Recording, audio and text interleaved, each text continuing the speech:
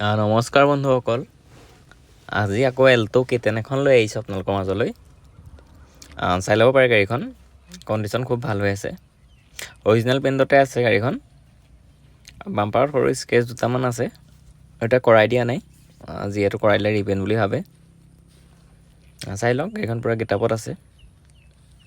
2014 চনৰ লাষ্টৰ গাড়ী। ইণ্টেৰিয়ৰটো চাই লওক, কণ্ডিশ্যন খুব ধুনীয়া হৈ আছে, পূৰা চিল আছে গাড়ী। AC, power window, power sting, গোটেইখিনিয়ে পাই যাব ইয়াত। মিউজিক চিষ্টেম চব পাই যাব। টায়াৰ কণ্ডিশ্যনো ভালেই হৈ আছে। চাব পাৰে, দৰ্জা চিলখিনি দেখাই দিছোঁ। যদি কোনোবাই ল'ব বিচাৰে গাড়ীখন, স্ক্ৰীনৰ নাম্বাৰটো আহিয়ে থাকিব, কণ্টেক্ট কৰিব পাৰিব। এইখনৰ দামটো হ'ব আপোনাৰ 2 লাখ টকাই। যদি কোনোবাই ল'ব বিচাৰে কণ্টেক্ট কৰিব, 2 লাখ টকা ট্ৰেন্সফাৰলৈকে কৰাই দিয়া যাব।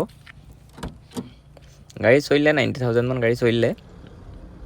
AC পূৰা ৰানিং আছে, চাই লওক, চিট কভাৰ ধুনীয়া হৈ আছে। চলাব কৰিব গাড়ীখন খুবেই ধুনীয়া হৈ আছে, কাম কৰাব লগা নাই তেনেকৈ একো। চাই লওক, চিলখিনি ধুনীয়াকৈ দেখাইছোঁ আপোনাক। যদি কোনোবাই ল'ব বিচাৰে, স্ক্ৰীনৰ নাম্বাৰটো আহিয়ে আছে, কণ্টেক্ট কৰিব পাৰিব।